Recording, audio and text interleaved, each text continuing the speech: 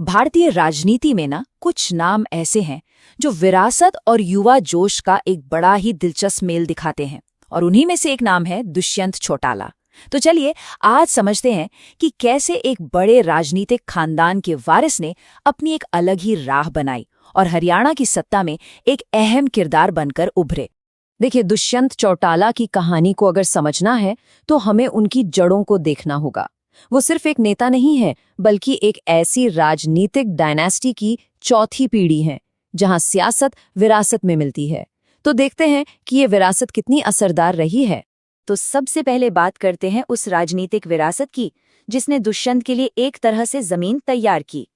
चौटाला परिवार आप जानते ही हैं, दशकों से हरियाणा की राजनीति का पावर सेंटर रहा है। जरा इस स्लाइड पर एक नजर डालिए। उनके परदादा जननायक चौधरी देवीलाल देश के उप प्रधानमंत्री बने। उनके दादा ओम प्रकाश चौटाला चार बार हरियाणा के मुख्यमंत्री रहे और पिता अजय सिंह चौटाला सांसद और विधायक। मतलब आप समझ सकते हैं कि राजनीति की कितनी जबरदस्त नींव उन्हें मिली। पर सवाल ये था कि क्या दुष्यंत सिर्फ अपनी विरासत के दम पर टिके रहेंगे? इसका जवाब मिला उनके अपने पॉलिटिकल करियर की एक धमाकेदार शुरुआत से।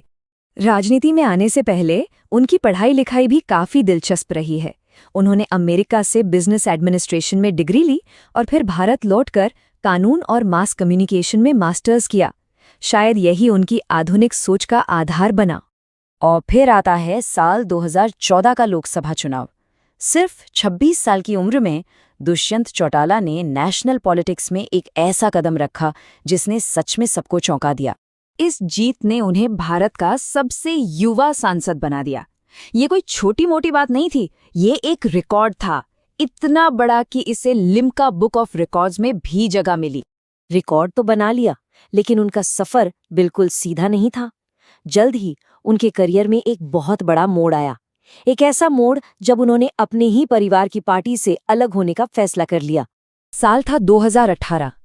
इंडियन नेशनल लोकदल यानी INLD के अंदर के मतभेद इतने बढ़ गए कि दुष्यंत ने पार्टी छोड़ने का एक बहुत बड़ा फैसला लिया। ये सिर्फ एक इस्तीफा नहीं था, बल्कि हरियाणा की राजनीति में एक नए चैप्टर की शुरुआत थी। उन्होंने 9 दिसंबर 2018 को जननायक जनता पार्टी यानी JJP की नींव रखी। इस पार्टी का मुख्य मकसद था युवाओं, किसानों और हरियाणा के जमीनी मुद्दों पर फोकस करना। अपनी पार्टी बनाने के ठीक एक साल बाद 2019 के चुनावों ने दुष्यंत चौटाला को राजनीति के बिल्कुल सेंटर में लाके खड़ा कर दिया, और इस बार उनका रोल था किंग मेकर का।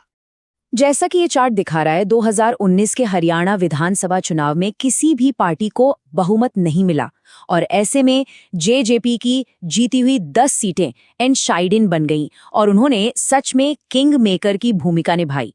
इसके बाद JJP ने BJP के साथ मिलकर सरकार बनाई और दुष्यंत हरियाणा के सबसे कम उम्र के उप मुख्यमंत्री बने। इस दौरान उन्होंने इंडस्ट्री, एग्रीकल्चर और यूथ एंड स्पोर्ट्स जैसे बड़े बड़े विभागों की जिम्मेदारी संभाली। लेकिन राजनीति में सत्ता की ये साझेदारी भी हमेशा के लिए नहीं चली। अब समझते हैं कि उनकी राजनीतिक पहचान असल में है क्या, और हाल के घटनाक्रम उनके भविष्य को कैसे आकार दे रहे हैं। साल 2024 में एक और बड़ा राजनीतिक बदलाव हुआ। JJP और BJP का गठबंधन टूट गया, जिसके बाद दुष्यंत चौटाला ने उप मुख्यमंत्री पद से इस्तीफा दे दिया और अब वो विपक्ष की भूमिका में हैं। तो कुल मिलाकर उनकी राजनीतिक छवि कैसी बनती है? एक तरफ तो उन्हें विरासत में मिली क्षेत्रीय राजनीति की गहरी समझ है, तो दूसरी तरफ वो किसानों और युवाओं पर फोकस करके एक मॉडर्न पॉलिटिक्स करते हैं। उनकी पहचान इसी विरासत और आधुनिक सोच के एक दिलचस्प मेल से बनती है। और ये पूरी कहानी हमें एक बहुत ही अहम सवाल पर लाकर छोड़ती है। अपनी एक अलग राह बनाने के बाद दुष्यंत चौटाला अपने परिवार की इस विशाल राजनीतिक विरासत को भविष्य में कितनी दूर और किस दिशा में ले जाएंगे? खैर, इसका जवाब तो आने वाला वक्त ही